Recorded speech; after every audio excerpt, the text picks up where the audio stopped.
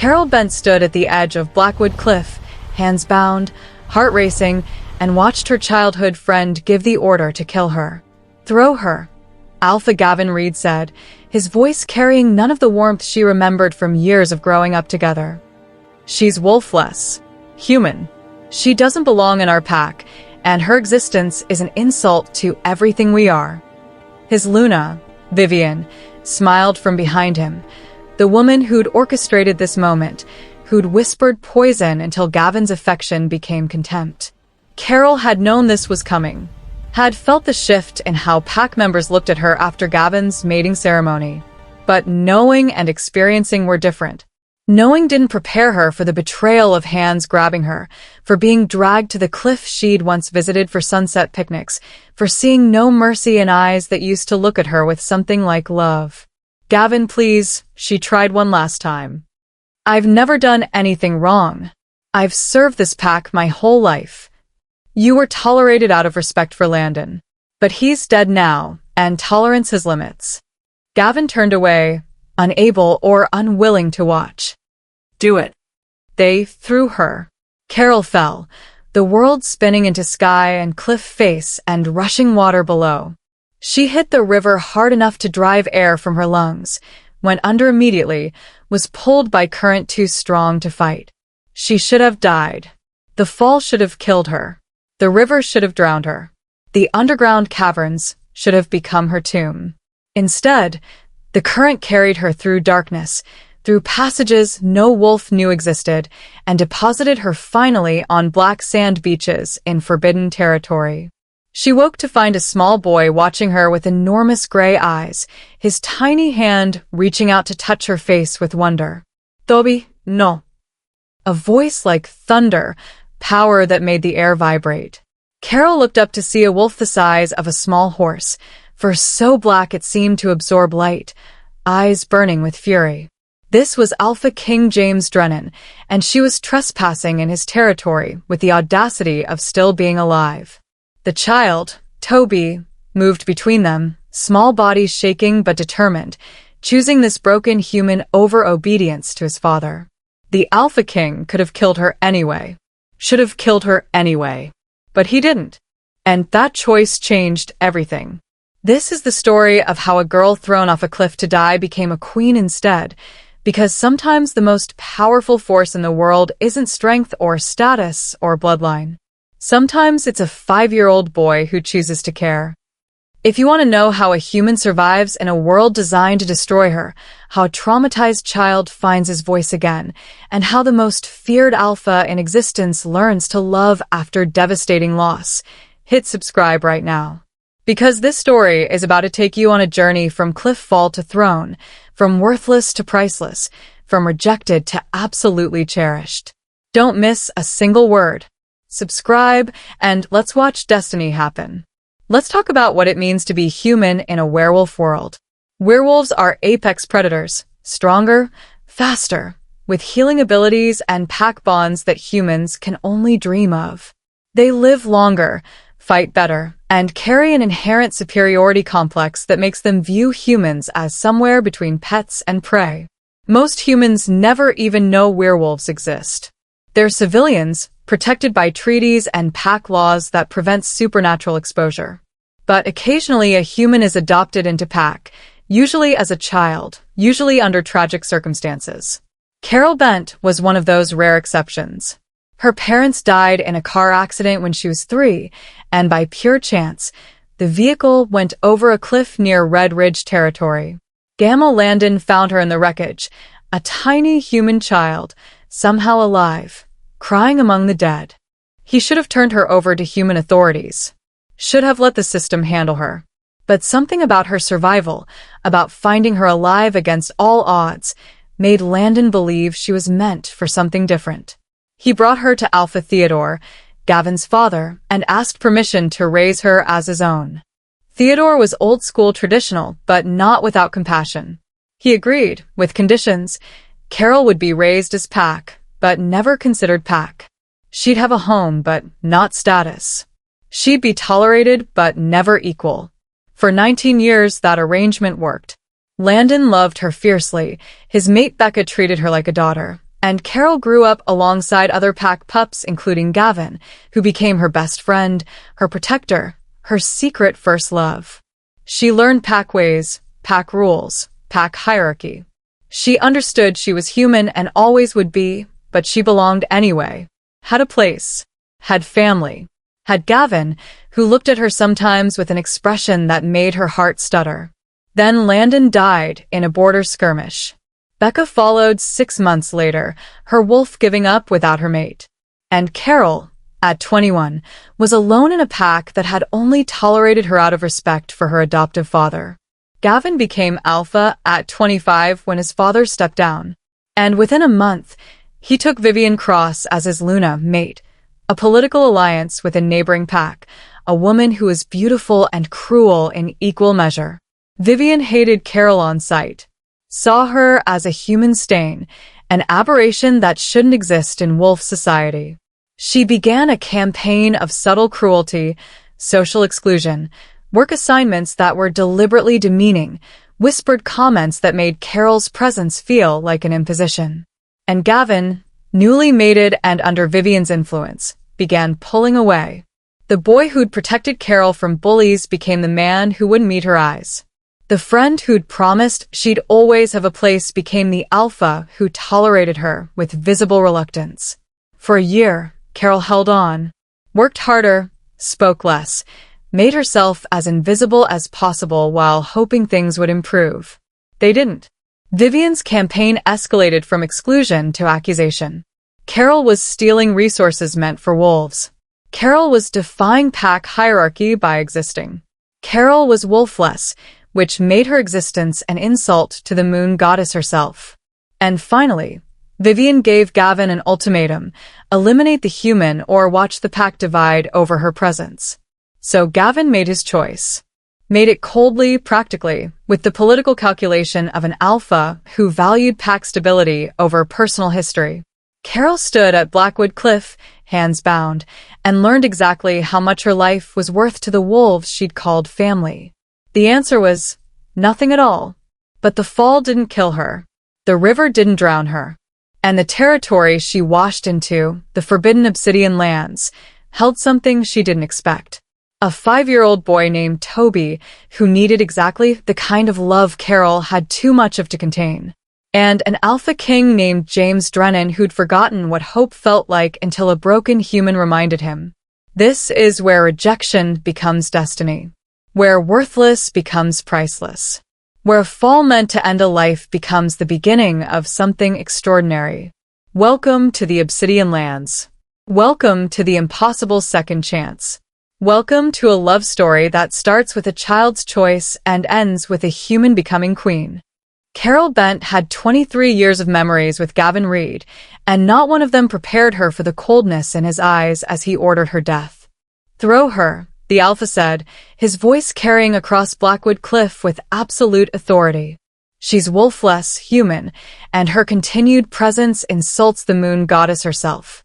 Pack law is clear about those who cannot shift. Carol's hands were bound behind her back with silver-laced rope that burned even though she had no wolf to hurt. 2 pack warriors held her arms, men she'd known since childhood, men who'd shared meals at Landon's table, men who wouldn't meet her eyes now. Gavin, please. Carol hated the pleading in her voice but couldn't stop it. I've never done anything wrong. I've served this pack faithfully for 23 years. Landon raised me to honor pack law, to contribute, to be useful. Landon is dead. Gavin's Luna, Vivian Cross-Reed, stepped forward with a smile that didn't reach her cold blue eyes.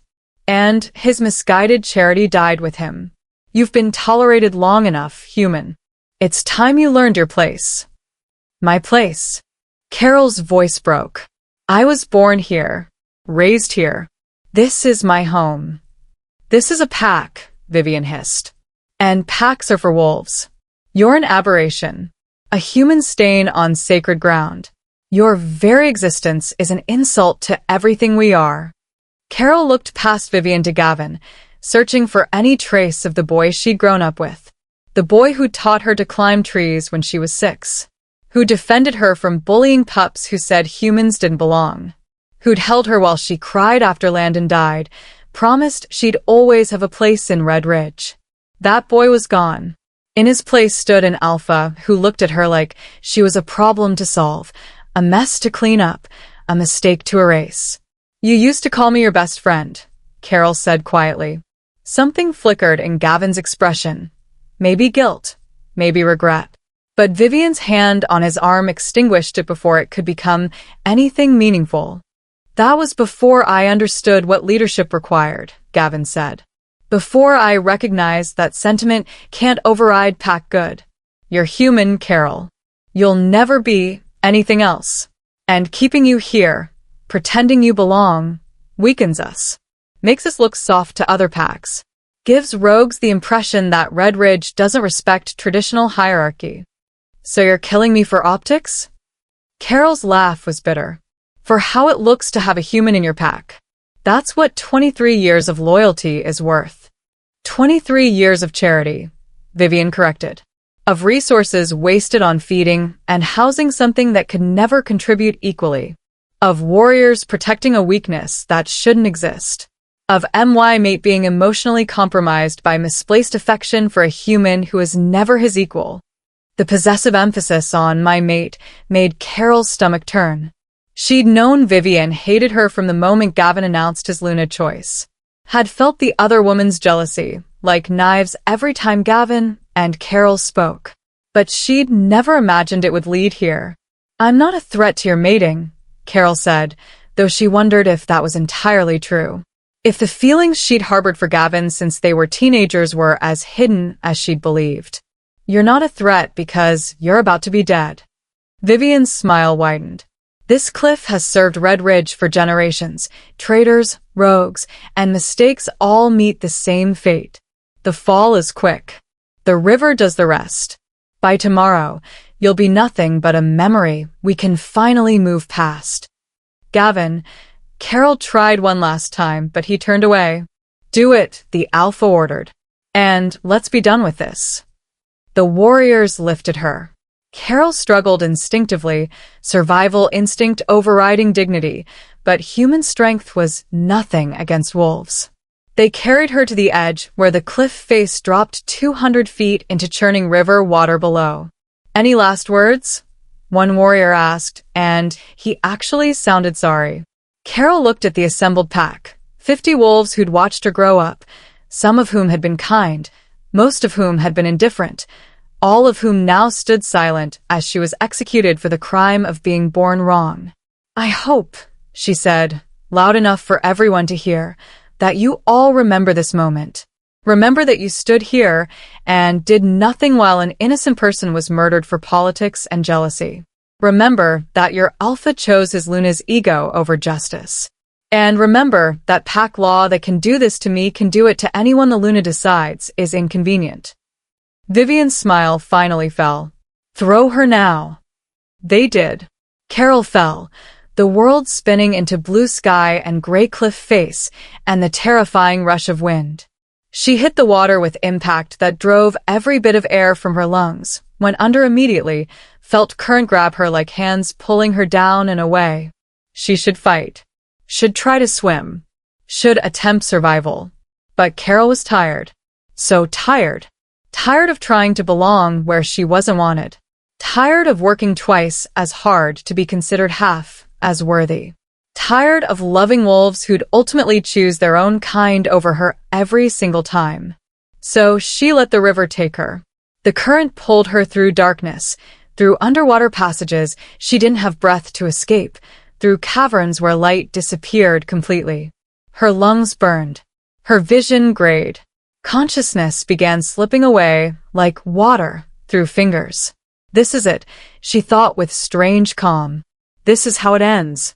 Except it wasn't. The current pushed her up instead of down, through a final passage into open water, depositing her finally on a shore of black sand beneath a sky she didn't recognize. Carol dragged herself onto the beach, coughing water, gasping air, alive despite every reason she shouldn't be. She lay on the strange black sand and tried to process being alive when she should be dead. Tried to understand where the river had taken her, what territory this was, whether she'd just traded drowning for being ripped apart by unfamiliar wolves. That's when she saw him. A small boy, maybe 5 years old, with dark hair and enormous gray eyes. He stood at the tree line watching her with an expression of such profound wonder that Carol almost forgot to be terrified. "Hello," she managed, her voice raw from nearly drowning. The boy didn't speak, just stared at her like she was something miraculous, something impossible, something precious. Carol tried to sit up, gasped as her ribs protested, probably cracked from the fall. "Are you lost? Where are your parents?" Still nothing. The boy moved closer, tiny steps, reaching out one small hand toward her face. "Toby, no." The voice was thunder and fury combined, power that made Carol's bones vibrate. She looked up to see a wolf emerging from the forest, massive, black-furred, easily 3 times the size of any Red Ridge wolf. This was an alpha. Not just any alpha, an alpha king, if the sheer dominance radiating from him was any indication. The boy, Toby, stopped reaching but didn't retreat. He looked back at the alpha, then at Carol, then deliberately stepped between them. His tiny body shook with fear, but his stance was determined, protective. The alpha shifted to human form, and Carol's breath caught despite herself. He was tall, powerfully built, with silver-shot black hair and those same gray eyes his son carried. His face was carved from severity and grief, beautiful in the way storms were beautiful, dangerous and compelling. "Move aside, Toby," the man said, his voice slightly gentler when addressing the child. "She's trespassing in obsidian territory. She needs to be eliminated before she can report our location to her pack." Toby didn't move. He spread his small arms wider, as if his body could shield Carol from his father's wrath. The alpha's expression shifted to something like shock. "Toby, I need you to listen to me. This is serious. She's human, which means she's not bound by pack law that prevents revealing our location. She has to." Toby shook his head violently, the first real gesture Carol had seen from him. His mouth opened like he wanted to speak, but no words came out. Just determination radiating from every line of his small body. "Please," Carol said, finding her voice despite terror. "I don't even know where I am.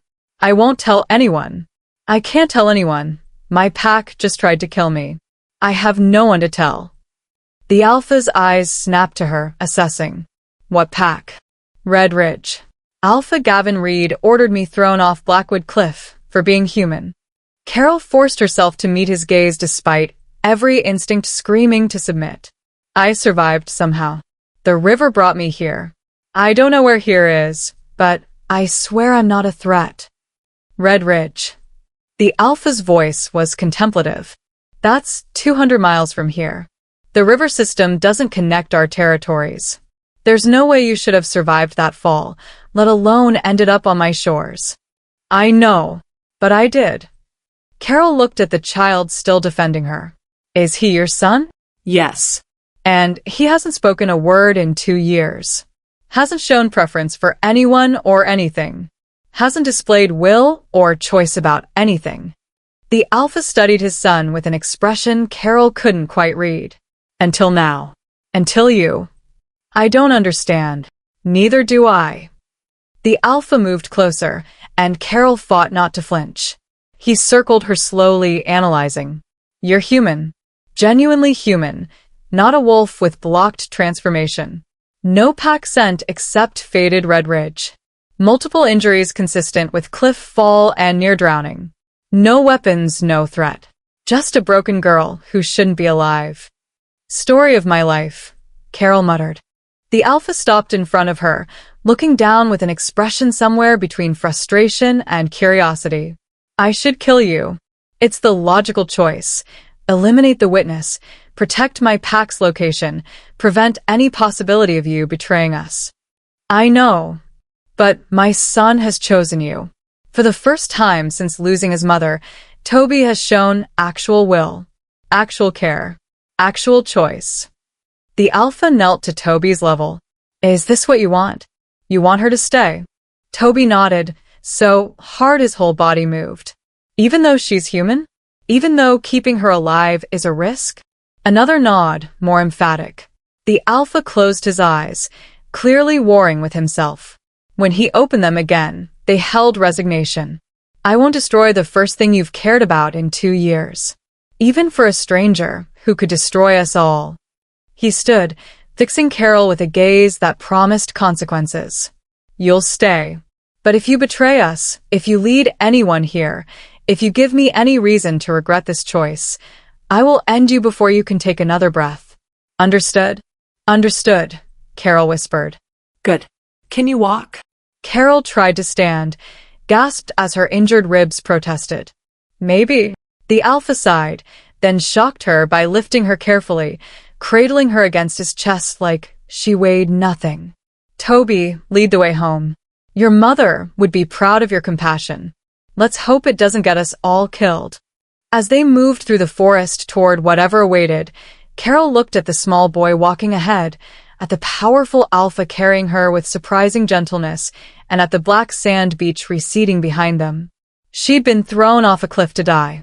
Instead, she'd been claimed by a 5-year-old who hadn't spoken in 2 years and protected by an alpha king who could have ended her.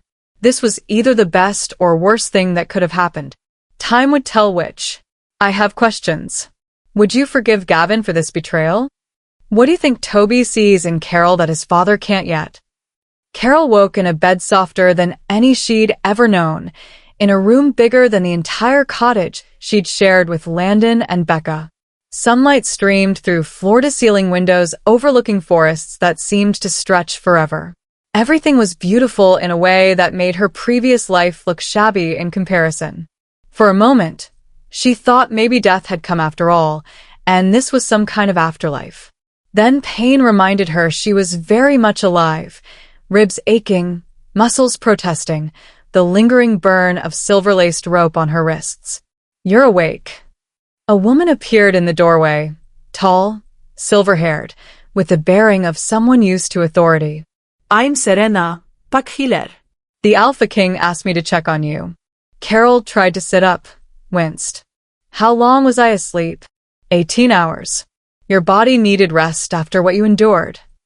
Serena moved to the bed, examining Carol's injuries with professional efficiency. Cracked ribs, minor concussion, rope burns, extensive bruising. You're lucky to be alive. Everyone keeps saying that. Because it's true. That fall should have killed you. The river should have drowned you. The underground passage system should have trapped you. Yet here you are. Serena's expression was unreadable. The Alpha sees it as a sign. Toby certainly does. How is he? Toby. Excited. He's been checking on you every hour, making sure you're still here, still breathing, still real. Serena applied salve to the rope burns with gentle hands. That boy lost his mother 2 years ago in a house fire. She died saving him from the flames. Since then, he hasn't spoken a word, hasn't smiled, hasn't shown interest in anything or anyone. The healers said he was locked in trauma, that he'd speak again when he was ready. And you think I'm somehow key to that? I think you're the first person he's chosen since the fire. The first time he's shown will. That matters. Serena stood. You'll need another week of rest before full movement. Don't try to push too hard. The Alpha has assigned you this room and granted you protected status. You're under his authority now. What does that mean exactly? It means you're a pack, even if you're human. Anyone who harms you answers to the Alpha King personally. And trust me, no one wants to answer to James Drennan when he's protecting something he considers his. Serena moved to the door. Breakfast will arrive shortly. Toby will probably arrive with it. Prepare yourself. That child has decided you're his, and what Toby decides, his father tends to honor. After Serena left, Carol explored the room carefully. It was clearly a guest suite, elegant but not personal, with an attached bathroom and a wardrobe already stocked with clothes in her size. Someone had anticipated her staying. Someone had prepared. She was examining the view when a soft knock came at the door. Come in. Toby appeared, carrying a breakfast tray almost too big for his small arms. Behind him stood the Alpha King, James, watching his son with an expression that managed to be both stern and incredibly fond. Toby insisted on bringing your breakfast personally, James said, moving to take the tray before his son dropped it. Against my advice, but he's surprisingly stubborn when he wants to be. Carol found herself smiling despite pain and uncertainty. That's very kind, Toby. Thank you. The boy beamed, an expression that transformed his serious face into pure sunshine. He moved closer, patting the bed like he wanted her to sit, taking charge of the situation with adorable authority. He wants you to eat, James translated. Apparently you're too thin and need feeding. He's very concerned about it. Carol sat carefully, accepting the tray. I appreciate the concern, though I'm not sure I've ever been accused of being too thin before. Toby has strong opinions about caretaking. Probably because he's been the one receiving care for so long, it's novel to have someone to care for instead. James remained by the door, maintaining distance. How are you feeling? Sore. Confused.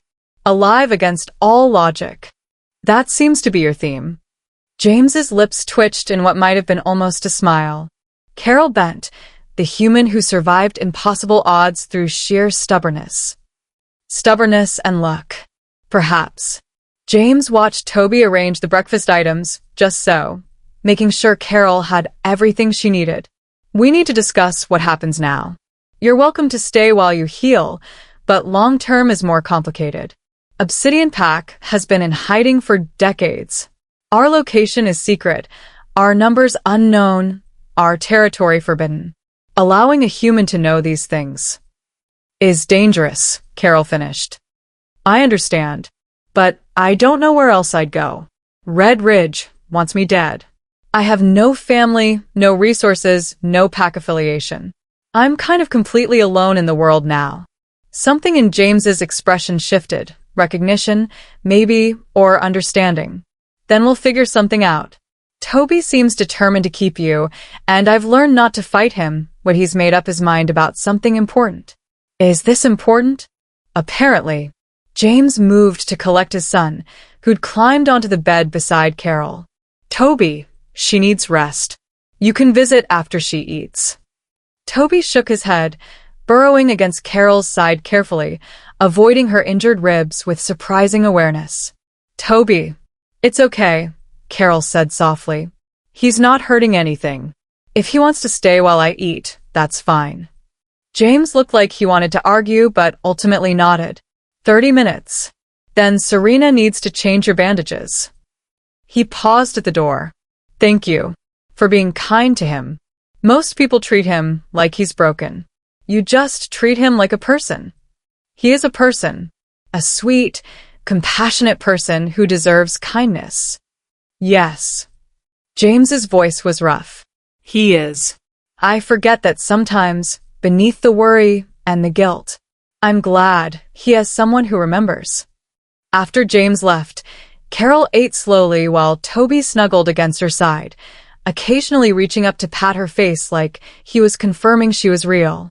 It should have been awkward, this child she didn't know claiming her as his own. But instead it felt right. Natural. Like something clicking into place that she hadn't known was missing. You know I'm not actually your mom, right? Carol said gently. I'm just a human who ended up here by accident.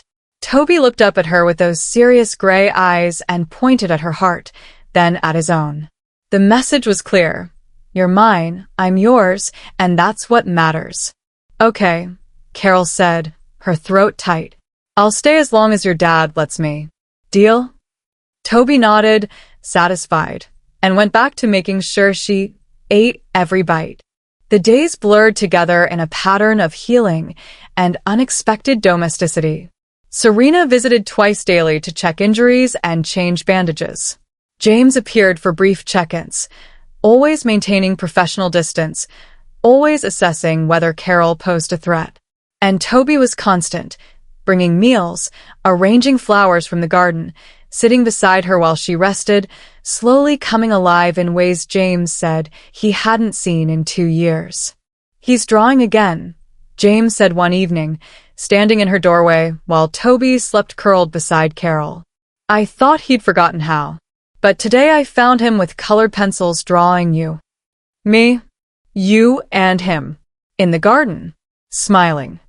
James's voice carried wonder and something like pain.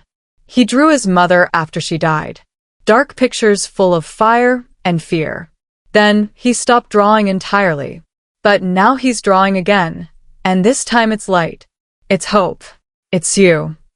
James, I don't understand what you did, what you are to him. But please, his voice broke slightly. Please don't leave yet. Not until I can figure out how to keep that light in his eyes, even without you here. I'm not going anywhere, Carol said. Where would I go? I don't know, but people leave. Circumstances change. Death comes. James looked at his sleeping son. I just want him to be okay. Want him to remember how to be a child instead of a ghost. Then let me help. Let me be here for him. I have nowhere else to be, and he makes me feel like I have purpose again. Like my existence matters to someone. It does. James met her eyes. More than you know. Over the following weeks, Carol grew stronger. Her ribs healed. Her bruises faded. And she became essential to the rhythm of Obsidian Estate, not as a servant, but as Toby's person. The one he wanted when he woke up. The one he brought treasures to.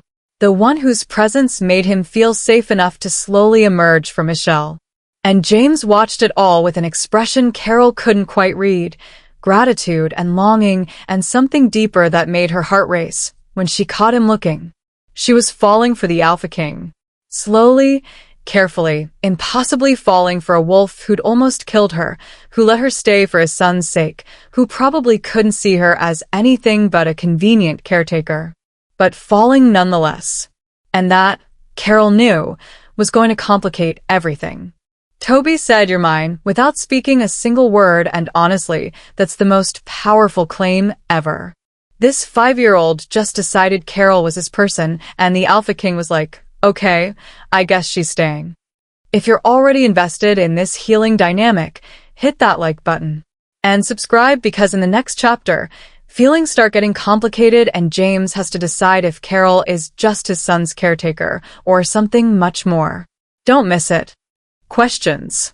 Is it possible to heal from trauma through helping others heal? Do you think James is starting to see Carol differently? 3 months into Carol's stay at Obsidian Estate, Toby spoke his first word. Carol. It came out as barely a whisper while they were in the garden, Carol teaching him flower names, Toby concentrating fiercely on pronunciation. She'd said carnation and waited for him to repeat the hand sign they'd been using for communication. Instead, he'd looked at her and said her name. Clear. Definite. Real. Carol froze. Toby? Did you just say that? Carol, he repeated, then threw himself at her, small arms wrapping tight. Carol stayed. Carol didn't leave. Cuddles me. She was crying and laughing simultaneously, holding this precious child who'd finally found his voice again. I stayed. I'm not leaving. I promise. Mama, Toby said, testing the word. Cuddle mama. Carol's breath caught.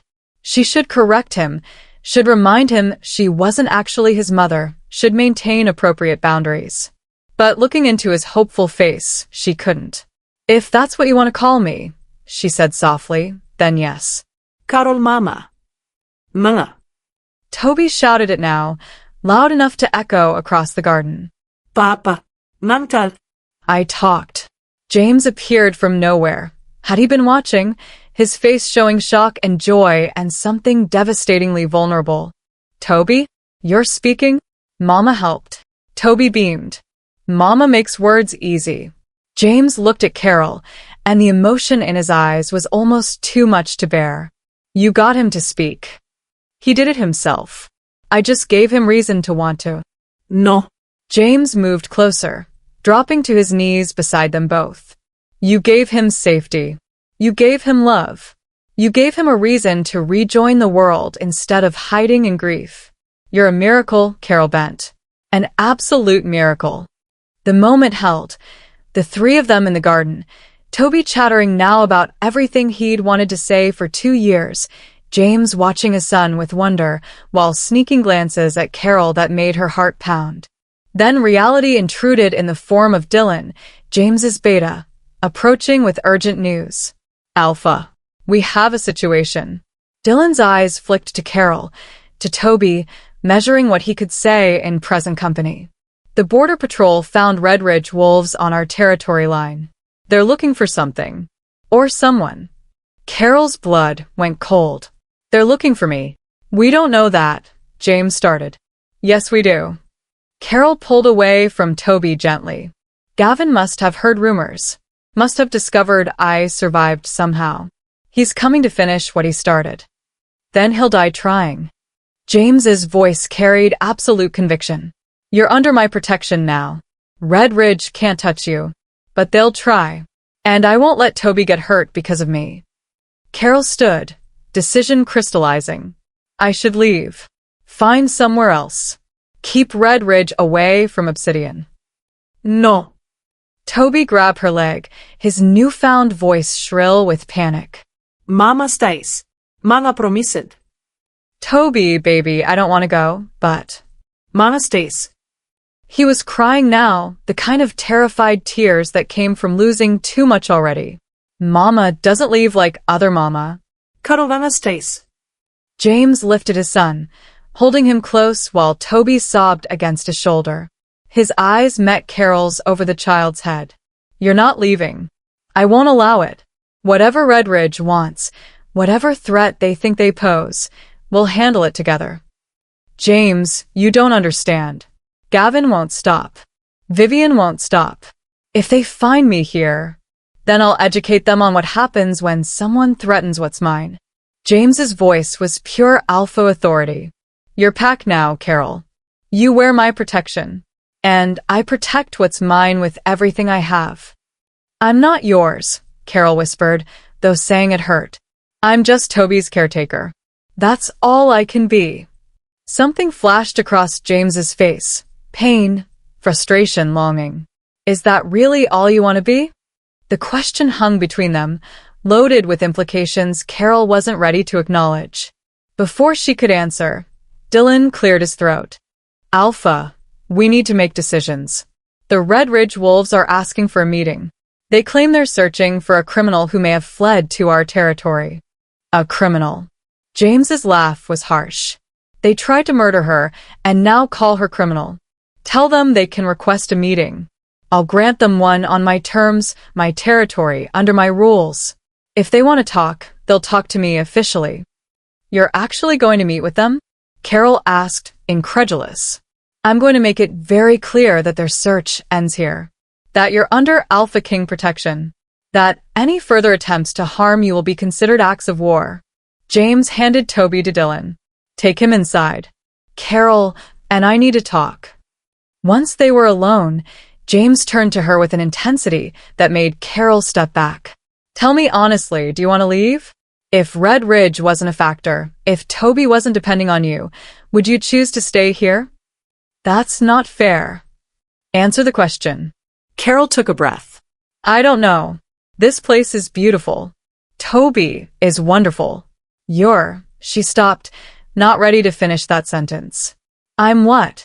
James moved closer. Kind? Protective? Possibly developing feelings for the human who appeared from nowhere and healed my son? Because all of those are true. You can't have feelings for me. I'm human. You're the Alpha King. There's no universe where that makes sense. And yet here we are.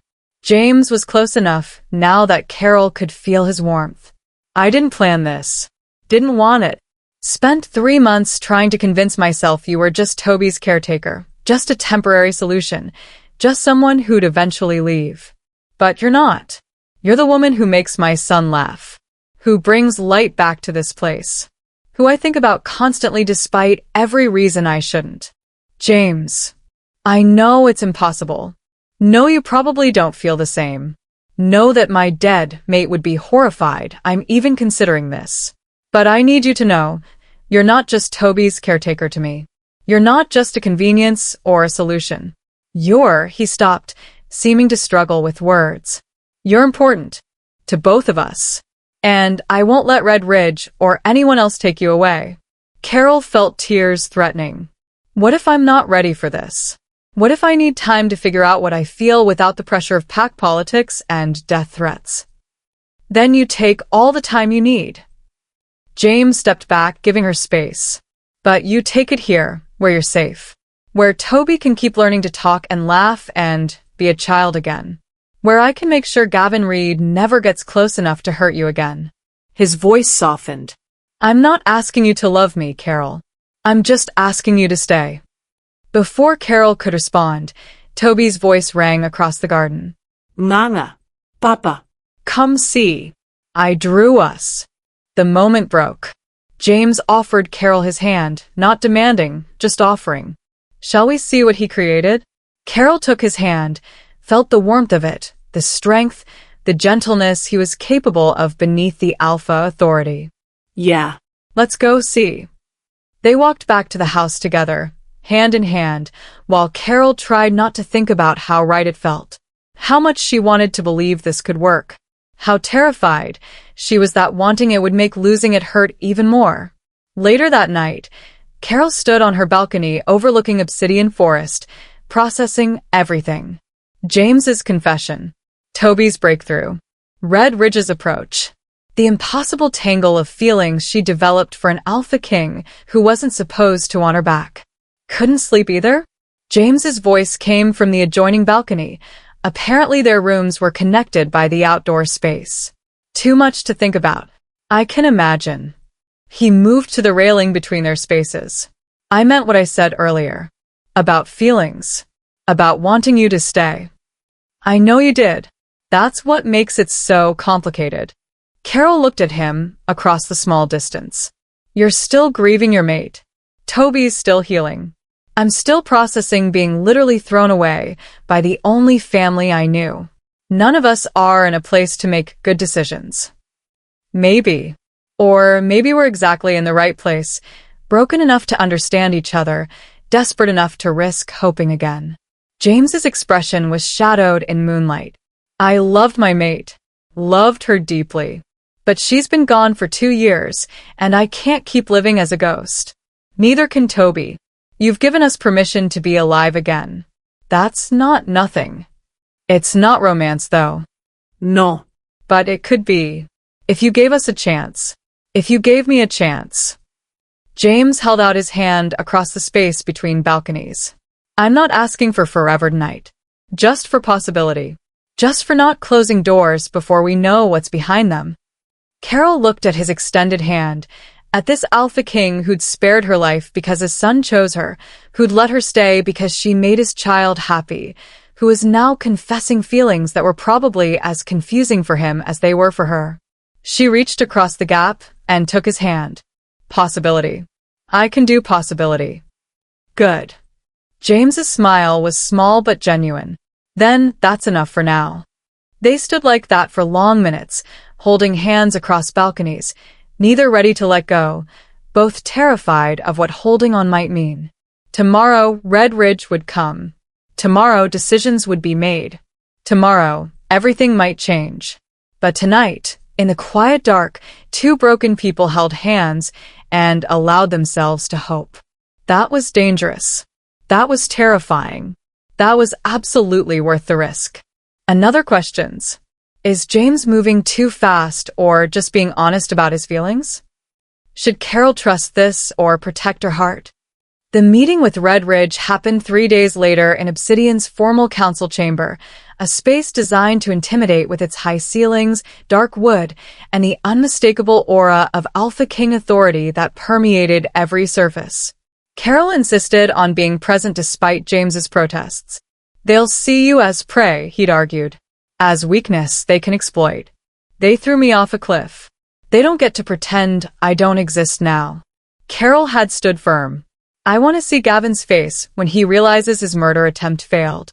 So now she stood beside James's chair, not behind, not hidden, but visible and protected, while Red Ridge's delegation was announced.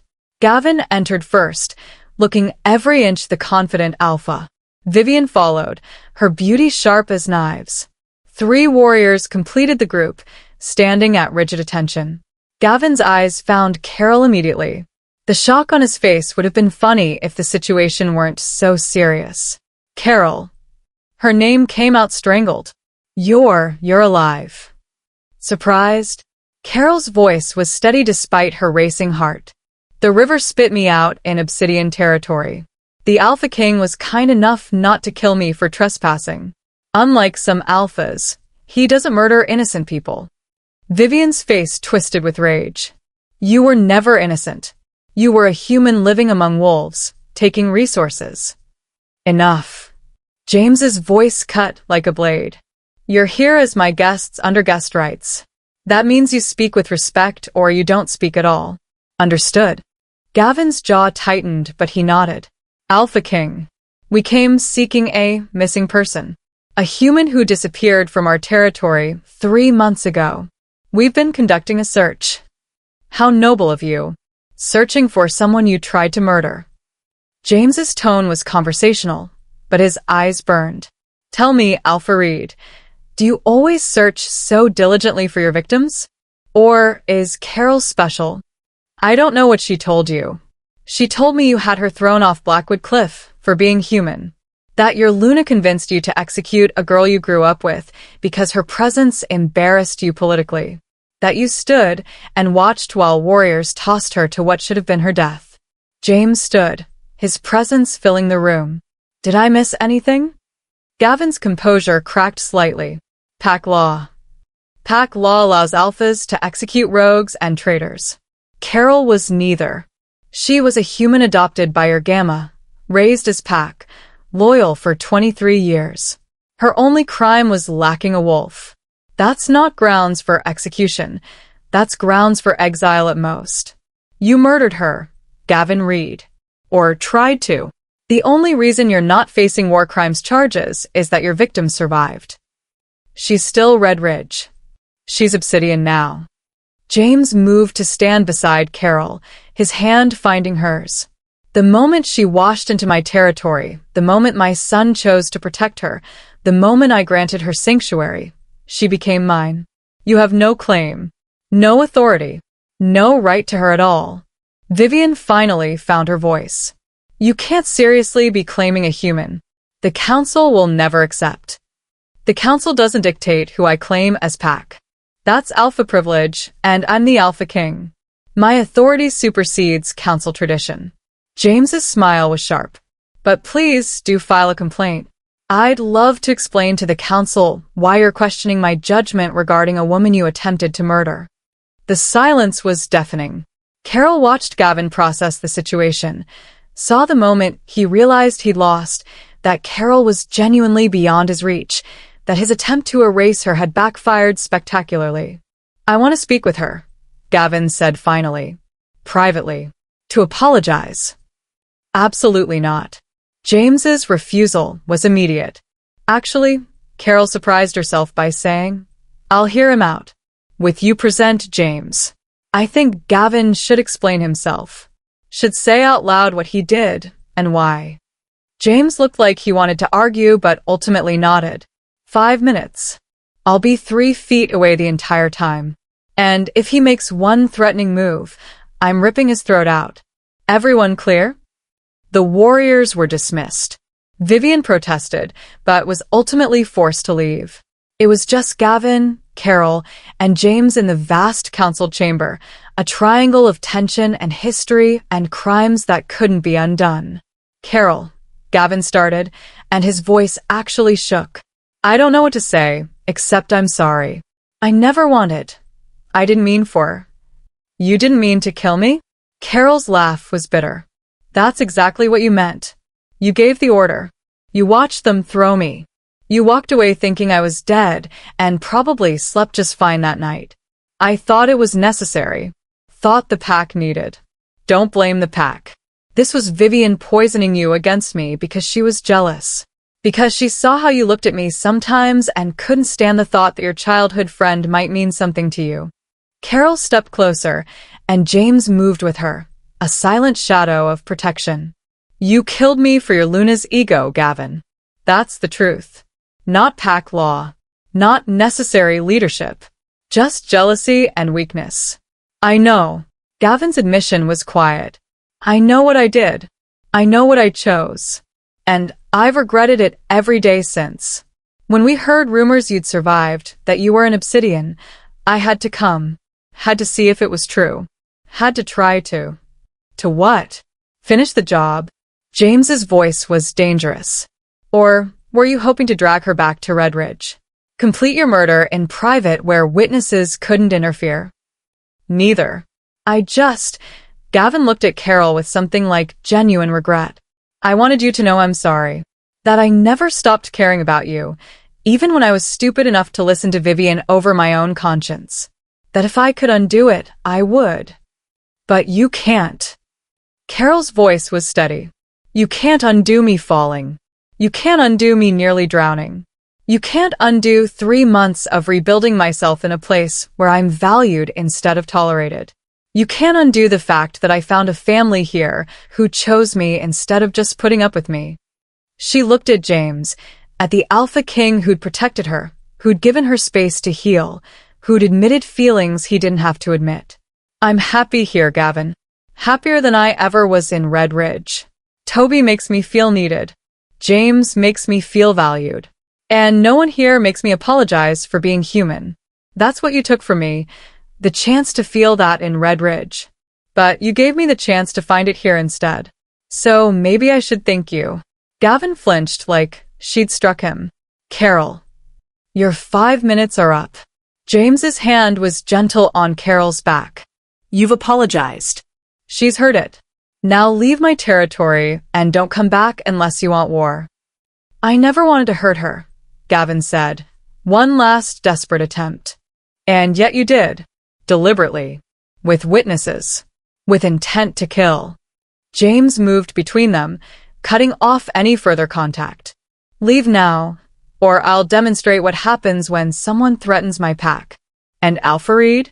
If I hear you've made any attempt to contact Carol again, if I hear you've spread rumors about her being an obsidian, if you do anything to jeopardize her safety or peace, I will personally visit Red Ridge and show you exactly why they call me the Alpha King.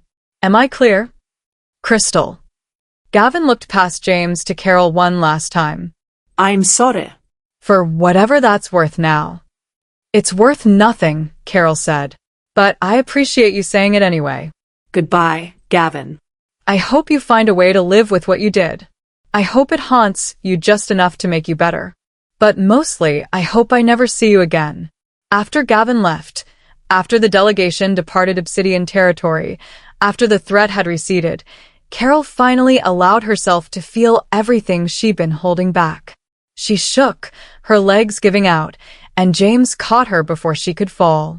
I've got you, he murmured, lifting her like she weighed nothing. You were so brave. So strong. I'm proud of you. I wanted to hit him, Carol admitted against a shoulder. Wanted to make him hurt like he hurt me. Is that terrible? That's human. And you're allowed to feel that. Allowed to want justice and vengeance, and everything in between. James carried her to a private sitting room, settling her on a sofa before sitting beside her. But you were better than that. Better than he deserved. You told your truth, stood your ground, and walked away with your head high. That's more powerful than any violence. Is it though? Because I don't feel powerful. I feel scared and angry and confused about why I still care what he thinks. Carol looked at James. How do you stop caring about people who hurt you? I don't know. I think maybe you don't. You just learn to care about new people more. People who actually deserve it. James reached up, tucking a strand of hair behind her ear. People who see your value, who fight for you, who would burn the world down before letting anyone hurt you again. Is that what you'd do? Burn the world down. For you? For Toby. James's expression was absolutely serious. Without hesitation. Without regret. You're mine now, Carol. Both of you. And I protect what's mine with everything I am. Carol felt tears slipping down her cheeks, release, relief, gratitude, and something deeper. Thank you for standing with me, for not making me hide. Always, James promised, pulling her against his chest, letting her cry out 3 months of fear and survival and desperate hope. Always, Carol. That's not going to change. Later, when Toby found them, when the boy climbed onto the sofa and snuggled between them, declaring it family cuddle time, Carol felt something settle in her chest. This was real. This family they were building from trauma and choice and impossible circumstances. This was home. And this time, she wasn't going to lose it without a fight. Gavin really showed up like, sorry I murdered you, and expected what, forgiveness? A hug? Carol said goodbye forever, and honestly good for her. If you're sitting there thinking, yes, this is the closure she deserves, hit that like button. Subscribe because next chapter things are about to get domestic and we need to see James being a dad and a potential love interest at the same time. Don't miss the cuteness. 6 months after the Red Ridge meeting, Carol woke to small hands patting her face and Toby's voice whispering urgently in her ear. Mama. Mama, wake up. It's Papa's birthday, and we gotta make surprise breakfast. Carol cracked one eye open to find Toby's face inches from hers, gray eyes sparkling with excitement. What time is it? Early. Before Papa wakes. Come on. Toby tugged her hand with impressive determination for a 6-year-old. Okay. Let me get dressed first. Carol sat up, her heart warming at how much Toby had changed. The silent, traumatized child was gone, replaced by this chatty, joyful boy who woke her up for birthday conspiracies. They crept downstairs to the massive kitchen where Serena was already waiting, having been recruited into the surprise breakfast plot. Morning, co-conspirators. Ready to make a mess? Yes. Toby stage whispered. Papa loves pancakes. We're making pancakes with chocolate chips and whipped cream and probably giving your father a heart attack with all that sugar, Serena said fondly. But it's his birthday, so I suppose he'll survive. They worked together, Carol mixing batter while Toby carefully measured chocolate chips and sneaked a few into his mouth, Serena preparing fruit and bacon, all of them laughing quietly about how James would pretend to be surprised even though he'd definitely heard them plotting. Nana. Toby asked while forming his pancakes into heart shapes. Are you going to be my real mama forever? Carol's hands stilled. They'd danced around this question for months, Toby calling her mama, Carol responding to it, James watching it all with an expression she couldn't quite read. What do you mean by real mama? Like, stay forever. Be Papa's mate. Be mine official. Toby's little face was so hopeful it hurt. 'Cause I love you like real mama. And Papa loves you too, even though he's scared to say it lots. Toby. I heard him tell Dylan. Said he's falling in love, but doesn't know if mama feels same way. Said he doesn't want to push 'cause you've been hurt before. Toby abandoned his pancakes to climb into Carol's lap. But I think you love Papa too. I can tell. You smile different when he's around. Your eyes get soft. Carol held this observant, wonderful child and tried to figure out how to explain complicated adult feelings to a 6-year-old. I do care about your Papa very much. And I love you more than I can say. But love after hurt takes time. Takes being sure. Takes someone making the first move instead of both of you being scared forever? Toby suggested with impressive wisdom. When did you get so smart? I listen. Adults talk lots when they think kids don't understand. Toby patted her cheek. But I understand. You're scared 'cause your old pack hurt you. Papa's scared 'cause his old mate died, and he thinks loving you means forgetting her. But Mama, his voice grew serious. Love doesn't run out. Loving you doesn't mean Papa stops loving my first mama. It means his heart gets bigger. That's what Serena told me. Carol looked at the healer, who smiled gently. Children ask direct questions. I give them honest answers. James will always love Alara. She gave him Toby, gave him years of happiness. But that doesn't mean he can't love you too. Hearts expand. They don't replace. But what if? Carol stopped, not sure she could voice her deepest fear to a 6-year-old. What if he changes his mind? Toby supplied. What if he throws you away like that bad Alpha did? Yeah. Then I'll run away and find you, and we'll be family anyway 'cause you're my mama, and no one gets to take you from me. Toby said it with such fierce determination that Carol actually laughed through tears. You can't run away. You're 6. I'm very determined. And Papa taught me survival skills. I could totally find you. Toby hugged her tight. But Papa won't throw you away. Papa keeps what he loves. He's good like that. Before Carol could respond, James's voice came from the doorway. Are my co-conspirators discussing me behind my back while burning my birthday pancakes? Surprise. Toby shrieked, launching himself at his father. We made breakfast. It's not burned. Mama's very good at cooking. James caught his son easily, his eyes finding Carol's over Toby's head. So I hear. Should I pretend to be shocked that there's a birthday breakfast happening? Yes, Toby demanded. And you gotta eat all the pancakes even if there's too much chocolate. That sounds terrible and wonderful at the same time. James set Toby down and moved to where Carol stood, still holding the mixing bowl, probably looking as emotionally overwhelmed as she felt. Morning. Thank you for corrupting my child into waking at dawn for sugar-based celebrations. He corrupted me, actually. I was perfectly happy sleeping. Carol tried for lightness despite her racing heart. Liar. You love this. James's voice was soft, intimate, meant just for her. You love him. Love us. I can see it. James. I know. Too much. Too soon. Too complicated. He took the bowl from her hands, setting it aside. But it's my birthday, so I get to say what I want.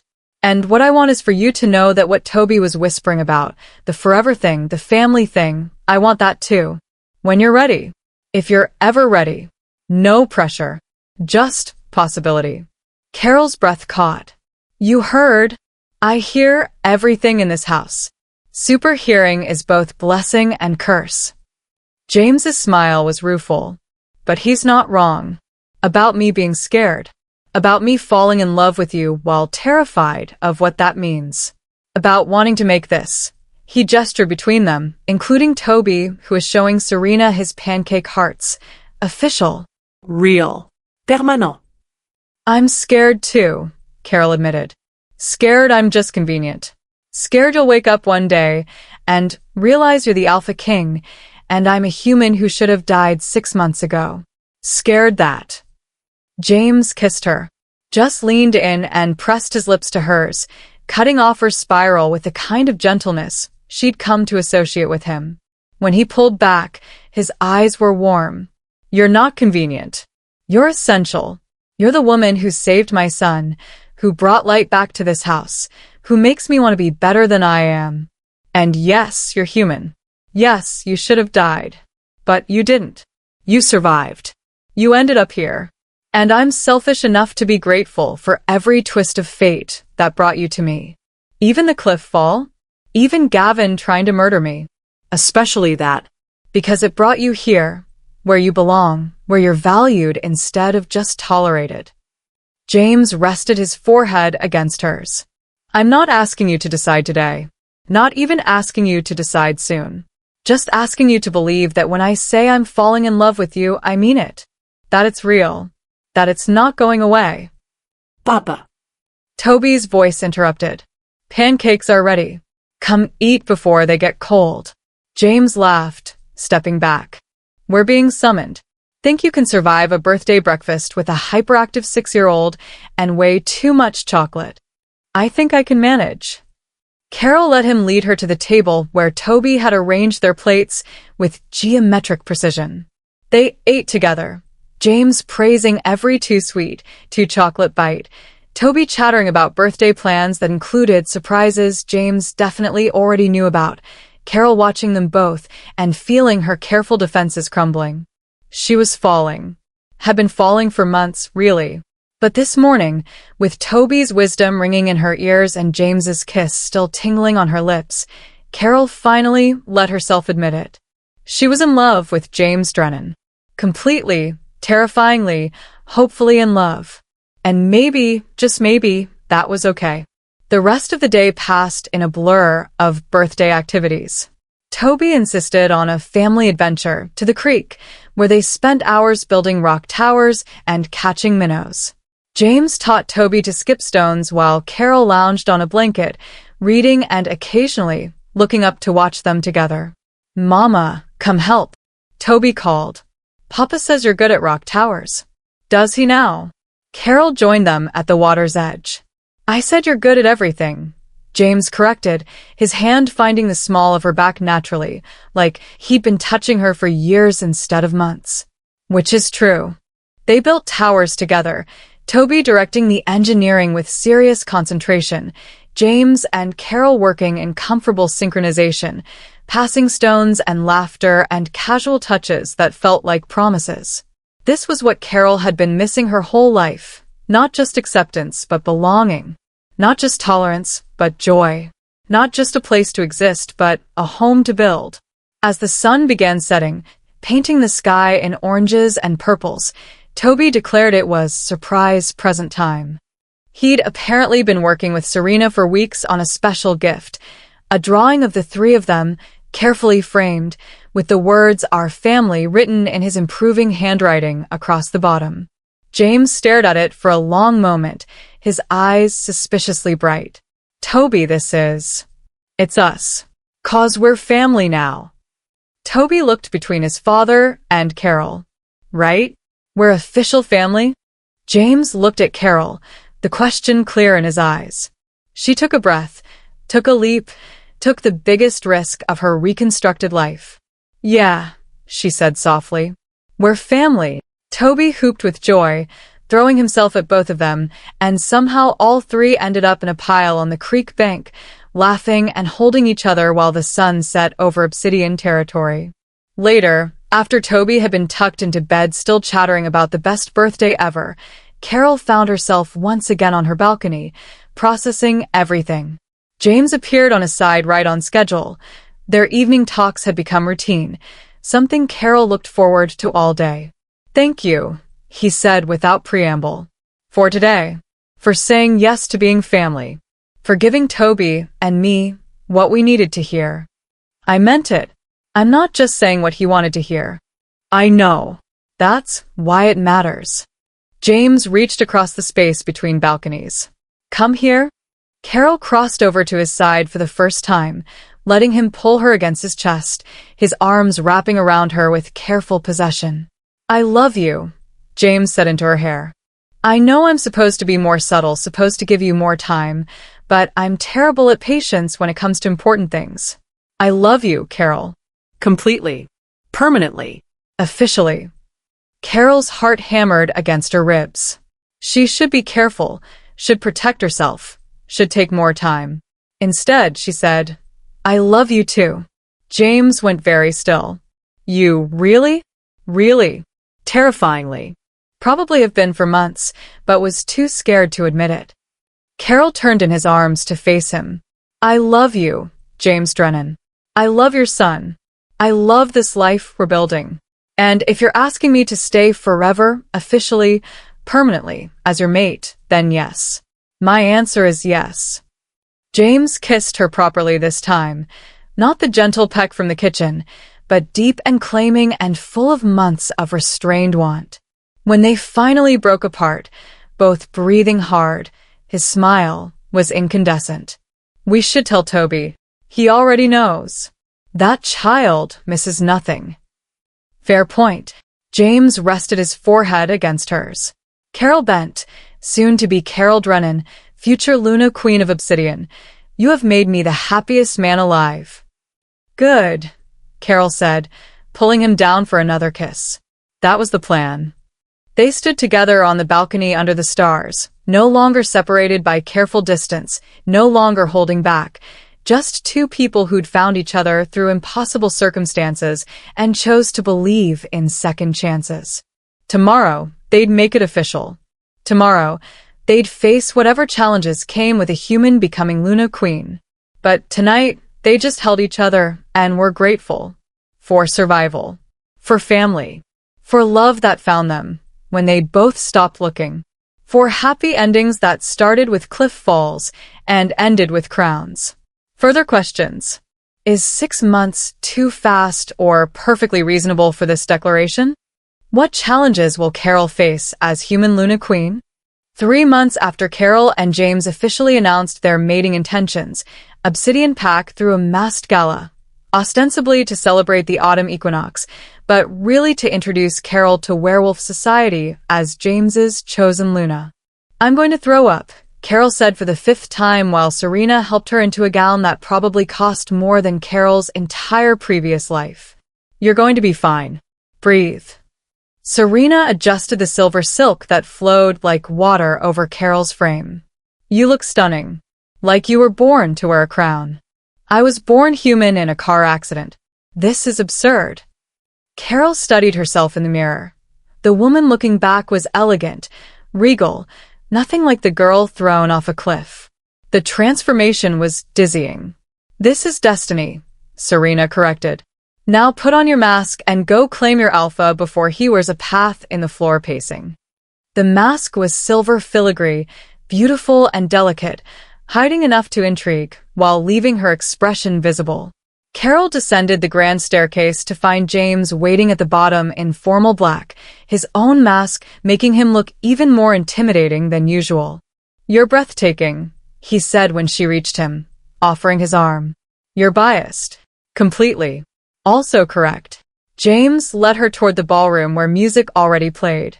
"Remember, tonight is about showing werewolf society that you're mine, that you're protected, that anyone who challenges your position challenges me. We're making a statement. No pressure then. You've survived worse than a party." James squeezed her hand. "Just stay close, be yourself, and let me handle anyone who's rude." The ballroom was magnificent. Hundreds of wolves in formal wear, all masked, all elegant, all watching as James led Carol to the center of the room. The music shifted, and he pulled her into a waltz she'd learned specifically for this occasion. "Everyone's staring," Carol whispered. "Because you're beautiful, and I'm showing off." James spun her gracefully. "Let them stare.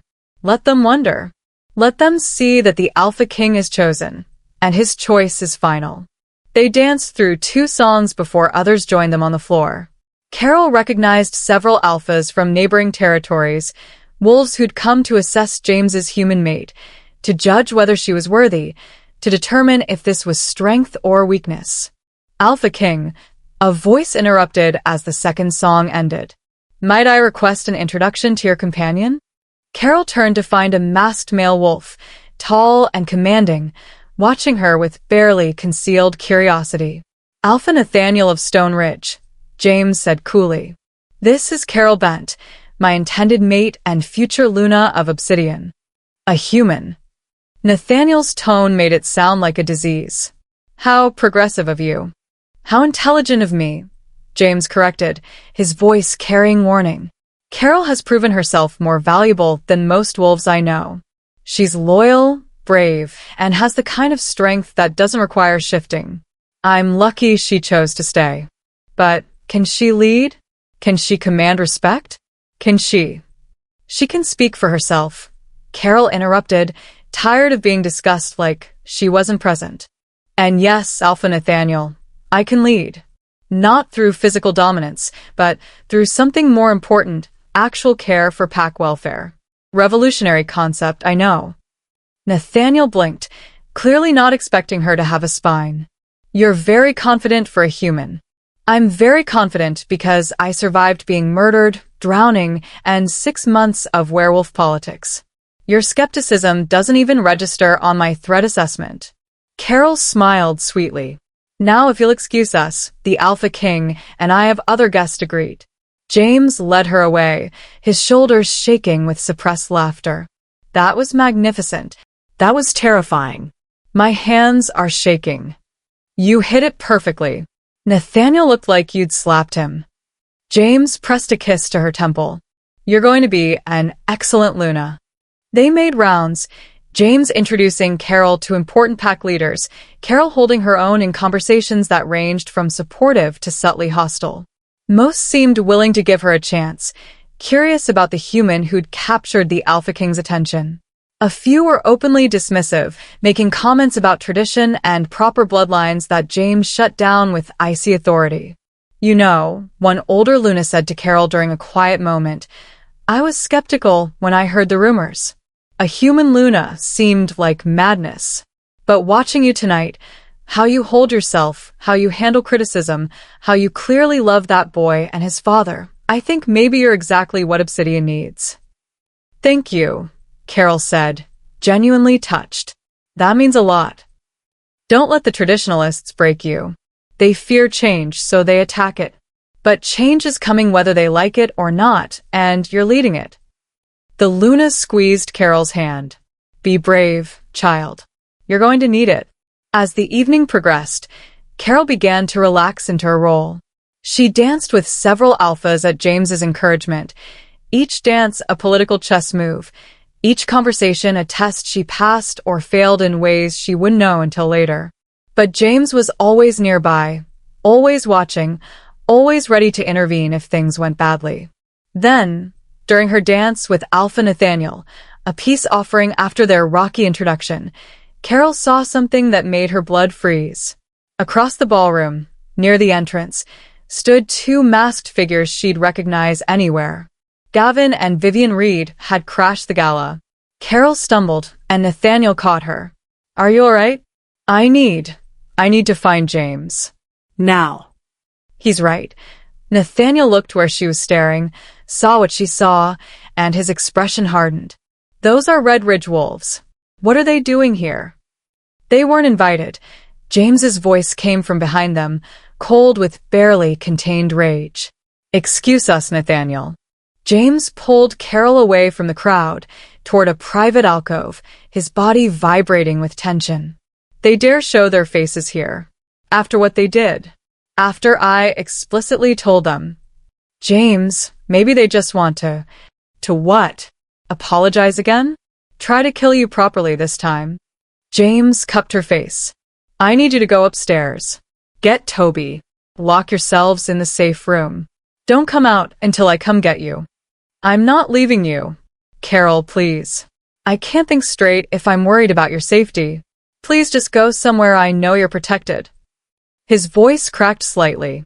I can't lose you. I can't lose either of you. So please, just this once, listen to me. Carol saw the real fear in his eyes. Not for himself, but for her and Toby. She nodded. Okay, but if you're not back in 30 minutes, I'm coming down here regardless. Deal. James kissed her hard and fast. I love you. Remember that. I love you too. Be careful. Carol made her way through the crowd, trying not to panic, trying not to imagine what Gavin and Vivian wanted. She was almost to the stairs when a hand grabbed her arm. Carol. Vivian's voice was poisonously sweet. We need to talk. Let go of me. Carol tried to pull away, but Vivian's grip was iron. One conversation. Alone. That's all I'm asking. Surely you're not too scared to face me. I'm not scared. I'm smart enough not to trust you. Carol looked around for James, for security, for anyone who could help. Then just 5 minutes. In the garden. I swear on moon law I won't harm you. I just need to tell you something about James. Something he's hiding. Something you deserve to know before you bind yourself to him permanently. Carol knew this was manipulation. Knew Vivian was dangerous. Knew she should refuse. But that little seed of doubt. What if there was something? What if James had secrets? Made her hesitate just long enough. 5 minutes, Carol agreed. In the public garden, where people can see us. And if you try anything, I won't. I swear it. Vivian's smile was victorious. They moved through the ballroom to the torch-lit gardens beyond, where several guests wandered among the flowers. Public. Safe. Nothing could happen here. Except Vivian was faster than Carol anticipated. One moment they were in the lit garden. The next, Vivian had pulled her toward the darker edges where trees blocked the light. "You lied about not harming me," Carol said, trying to pull away. "I said I wouldn't harm you. I didn't say I'd let you go." Vivian's pleasant mask finally fell away, revealing pure hatred beneath. "You took everything from me. My mate's attention. My pack's respect. My reputation. And now you're here, playing Luna to the most powerful alpha in existence like you deserve it. Like you're not just human trash who should have stayed dead." "Vivian, people can see us." "Can they?" Vivian smiled. "I had rogues take care of the guards in this section. We're alone, Carol. Just you, me, and unfinished business." Carol's blood ran cold. She opened her mouth to scream, and Vivian's hand covered it, claws extending, drawing blood. "Scream, and I'll rip your throat out before help arrives. Fight, and I'll kill everyone in that ballroom. Your only chance is to come quietly, let me finish what Gavin started, and maybe, I'll let the Alpha King and his brat live." Carol went still. Not from fear, but from calculation. Vivian wanted her dead. That was clear. But Vivian also wanted something else, suffering probably. Time to gloat. That time could be used. "Okay," Carol said against Vivian's hand. "I'll come quietly. Good girl." Vivian smiled. "Now, let's go somewhere more private for our final conversation." As Vivian dragged her toward the forest edge, Carol prayed James would notice her absence quickly. Prayed someone had seen them leave. Prayed that she'd survive long enough to fight back when opportunity came. Because she wasn't the helpless girl thrown off a cliff anymore. She was Carol Drennan, future Luna of Obsidian. And Lunas didn't go down without a fight. Vivian really just kidnapped Carol from a party full of wolves. The audacity. Stupidity. If you're sitting there yelling, "James, save her," you're not alone. Hit that subscribe button because next chapter we're getting the rescue and the final confrontation, and it's going to be intense. Don't miss it.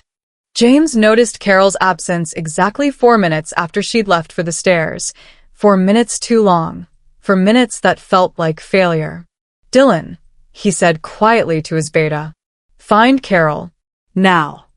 She went upstairs too. "She's not upstairs. I can feel it." James's alpha bond with Carol, still forming but present, pulsed with wrongness. "Something's happened. Find her."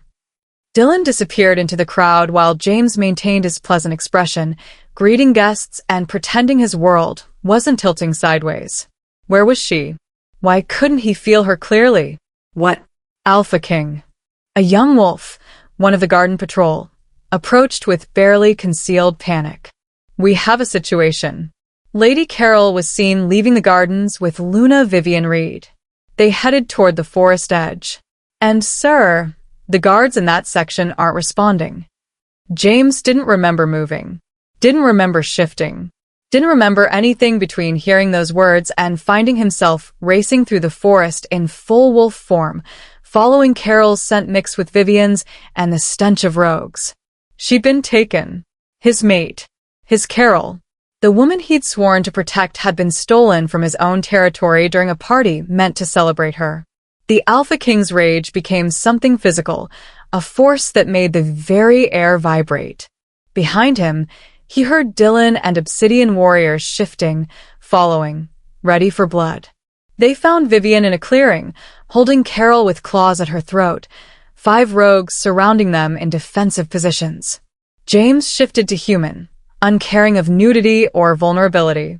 Let her go. Or what? Vivian's smile was manic. You'll kill me? I'm already dead.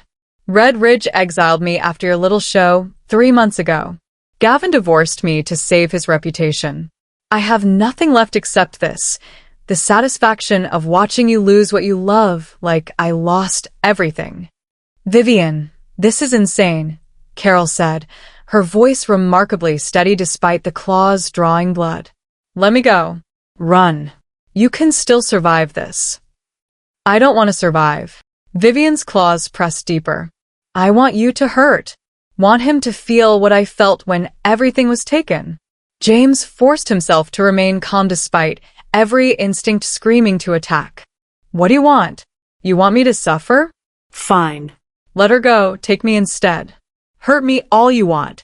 Just let Carol go. No, Carol said firmly. James, don't. See? This is what I could never have. Vivian's voice broke. Gavin never would have traded himself for me. Never loved me enough to sacrifice anything. But you die for her. A human. A nothing. And somehow she earned what I never could. Vivian. James took a careful step forward. Don't move. Vivian's claws drew more blood. I'll kill her. I swear I'll. A small stone flew out of the darkness, hitting Vivian's wrist. Not hard enough to injure, but surprising enough to make her flinch. In that split second of distraction, Carol moved. She'd been learning self-defense from Dylan, practicing what to do if grabbed, if threatened, if held. Now she executed it perfectly, dropping her weight, rolling away from the claws, putting distance between herself and Vivian before the Luna could react. The rogues lunged immediately, but Obsidian warriors were faster. The clearing became chaos, fur and fangs and the sound of fighting. James went straight for Vivian, his rage no longer controlled, no longer measured. She'd threatened his mate, had drawn his mate's blood, had done it in his territory, at his party, with the audacity of someone who thought they were untouchable. James taught her differently. The fight was quick, brutal, and decisive. Vivian died like she'd lived, crying about unfairness, about how life owed her more, about how none of this was her fault. James felt no satisfaction in her death, only relief that the threat was ended. The rogues were dealt with similarly. Quick executions for those who'd helped kidnap Carol, mercy only for those who surrendered immediately. Within minutes, the threat was eliminated. James shifted back to human, found Carol where she'd taken shelter behind a tree, her hand pressed to her bleeding throat. Let me see, he demanded gently, pulling her hand away. The cuts were shallow, painful, but not life-threatening. He sagged with relief. You're okay. You're going to be okay. I'm sorry, Carol said, tears finally falling. I should have refused to talk to her. Should have known it was a trap. Should have. You survived. That's all that matters. James pulled her against his chest, uncaring that he was naked and covered in someone else's blood. You survived and fought back and kept yourself alive until I could get here. You're magnificent. I'm scared, Carol admitted. I keep thinking, what if next time I'm not fast enough? What if next time? There won't be a next time. Vivian is dead. Gavin is being investigated for conspiracy. Dylan's handling it now. Anyone else who wants to hurt you will have to go through me first. And Carol, he pulled back enough to meet her eyes. I will always get to you. That's my promise. You're mine to protect, and I will burn this world down before I let anyone hurt you. Even though I'm human? Even though I'm not really worthy of. You're worth everything. James cut her off with a kiss that tasted of desperation and relief. Everything, Carol. You're worth wars and blood, and whatever violence is necessary to keep you safe. Don't ever doubt that. They were interrupted by Dylan, carrying clothes and medical supplies. Alpha. We need to get Lady Carol back to the estate. Serena's waiting. And Toby? Carol asked suddenly. Is he safe in the secure room with 3 guards? Didn't even know anything happened. Dylan helped Carol to her feet. Though he'll definitely know something happened when he sees you covered in blood. We'll tell him the truth, James said, pulling on pants Dylan provided. Age-appropriate version, but truth. He's old enough to know his mother's face danger, and he should know his father will always come when called. Back at the estate, after Serena had cleaned and bandaged Carol's throat, after the adrenaline had faded and exhaustion set in, Toby was finally brought to see them. The 6-year-old took one look at his parents, James still showing signs of the fight, Carol bandaged and pale, and his face crumpled. Bad wolves hurt Mama again, he whispered. Yes, Carol agreed, pulling him into her lap carefully. But Papa saved me. And the bad wolves can't hurt anyone anymore. Promise. I promise. Carol looked at James over Toby's head. We're safe now. All of us. Forever. Toby asked. Safe forever? As forever as we can make it, James said, joining them on the bed, wrapping both Carol and Toby in his arms. And I'm going to make it very, very forever. Later, after Toby had fallen asleep between them, Carol and James lay awake processing everything. I'm so sorry, James said quietly. This was supposed to be your introduction to society. Instead it became proof that you'll fight for me. That Obsidian will fight for me. That I'm not alone or unprotected.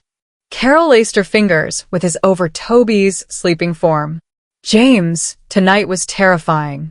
But it also showed me something important. I'm not the helpless girl thrown off a cliff anymore. I fought back. Saved myself long enough for help to arrive. That's growth. You shouldn't have had to fight at all. But I did. And I won. We won. Carol smiled despite the pain in her throat. Vivian wanted to destroy me to hurt you. Instead, she just made us stronger. Made me realize how much I'm willing to fight for this family. You're sure about this? James asked. About becoming Luna? About accepting all the danger and politics and threats that come with being my mate? I'm absolutely sure. Because the alternative, living without you and Toby, going back to being alone, that's scarier than any threat. Carol squeezed his hand. I choose this. I choose us. Even with the danger. Especially with the danger, because it means you're worth fighting for. James's eyes were suspiciously bright. I love you so much it terrifies me. Good. Terror means you care. Carol smiled. Now stop overthinking and go to sleep. Tomorrow we have a gala to finish and a society to convince me I'm worthy. They already know you're worthy. Tonight proved it. James pressed a kiss to her forehead. Sleep, my Luna. I'll keep watch. Always the protector, Carol murmured, already drifting off. Always, James confirmed and meant it with everything he was. Engagement questions. Was Vivian's death justified or could she have been saved?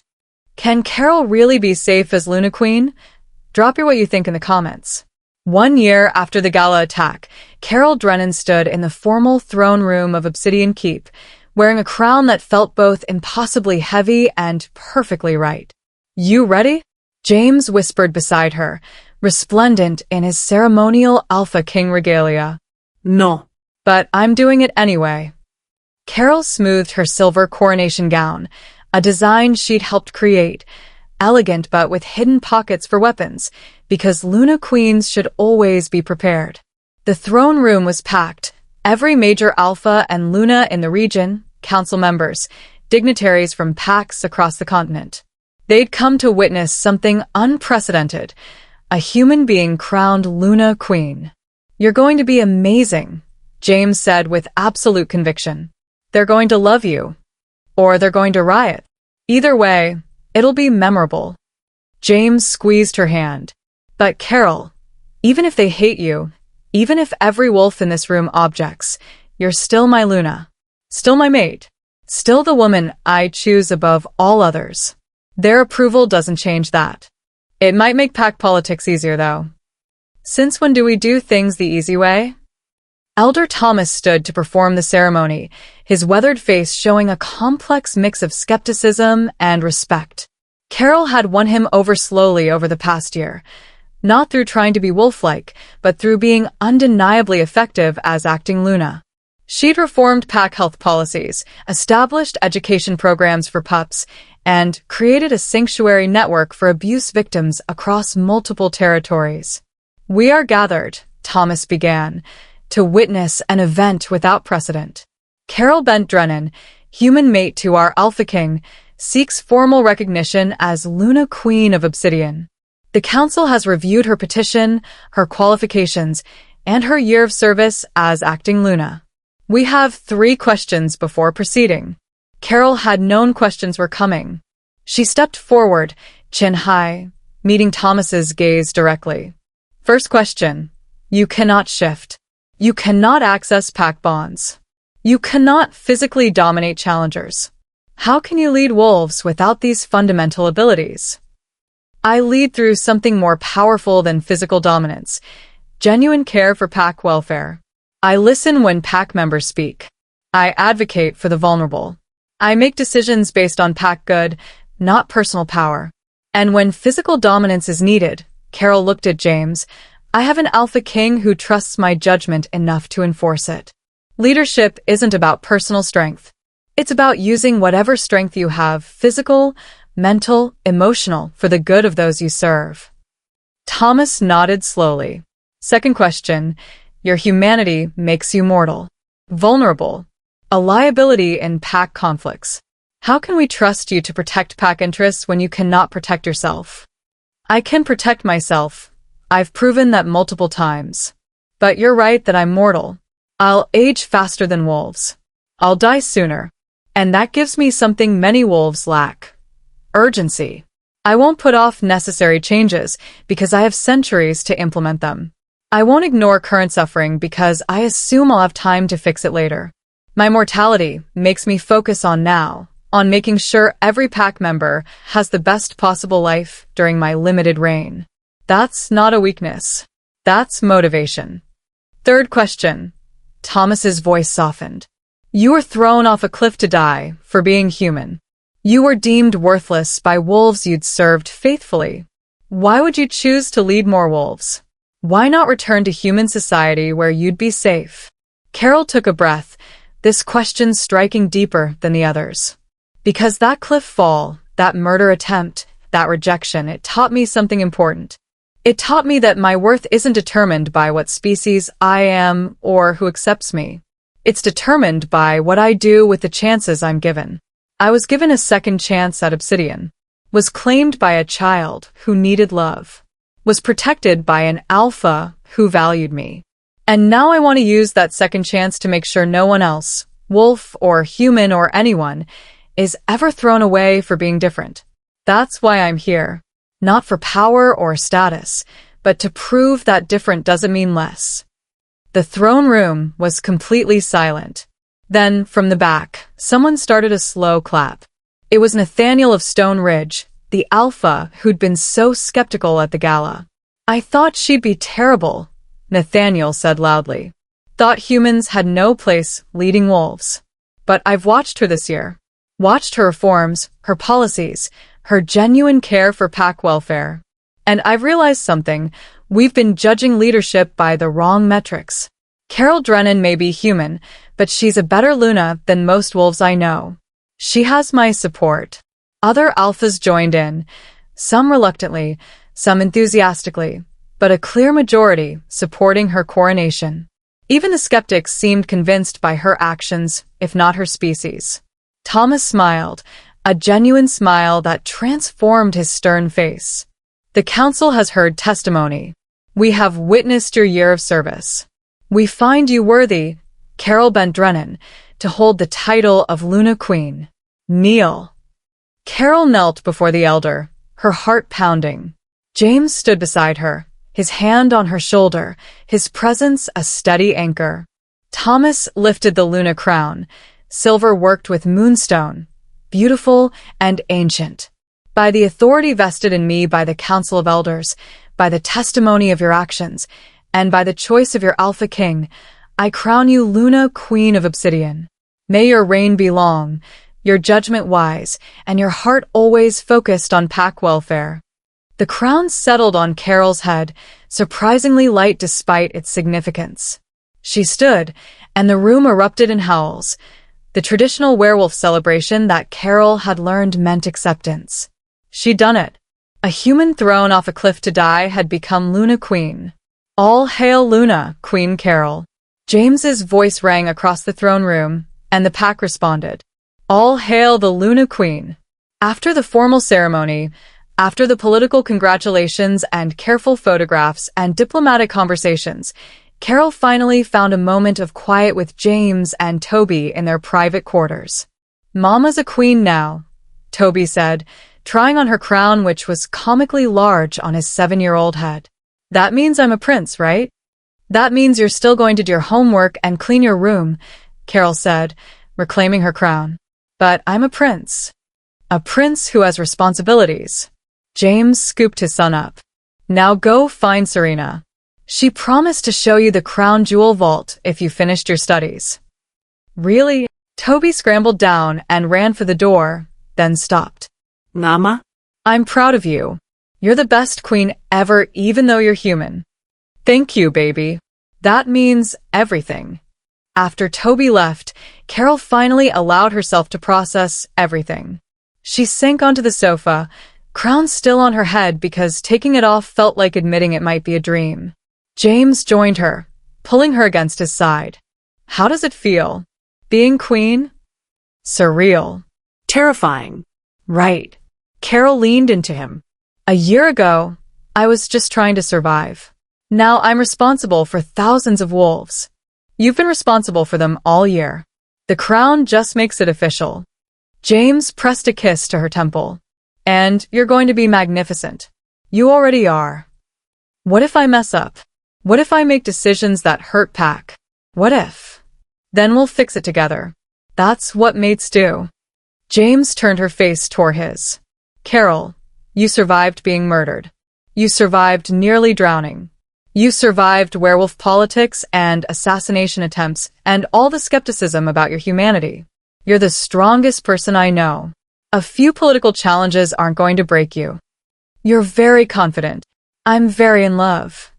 James smiled. With a woman who came from nowhere, claimed my son's heart, and then claimed mine. A woman who turned tragedy into triumph.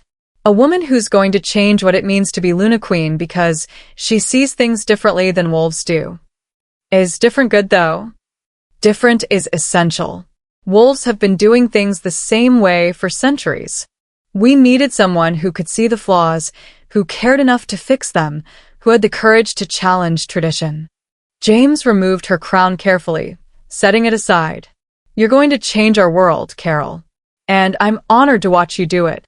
Carol kissed him, long and deep and full of gratitude for this impossible life. I love you, both of you, this whole ridiculous family. We love you too, ridiculously, impossibly, permanently. They sat together in comfortable silence, processing the day. Finally, Carol said, You know what's funny? Gavin threw me off that cliff to get rid of a human he found embarrassing.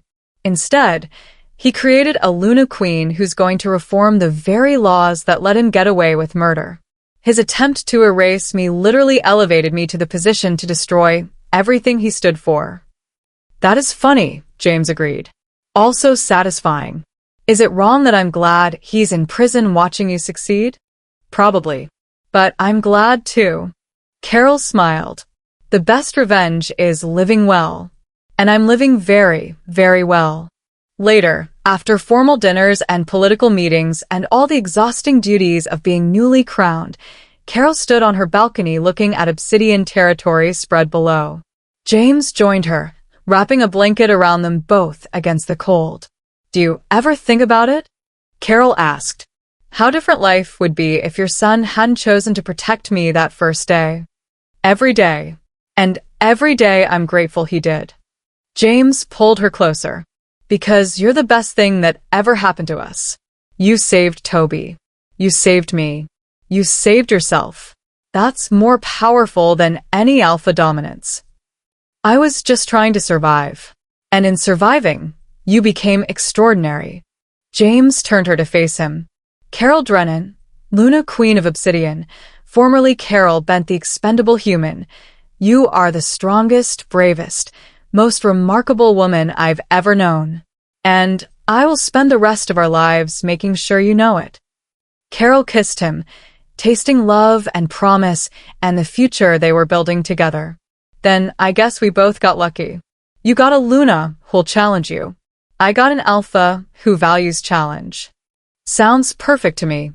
They stood together under the stars, Luna Queen and Alpha King, human and wolf, two people who'd found each other through impossible circumstances and built something beautiful from trauma and choice. In the distance, wolves howled, a sound that once meant death, but now meant home.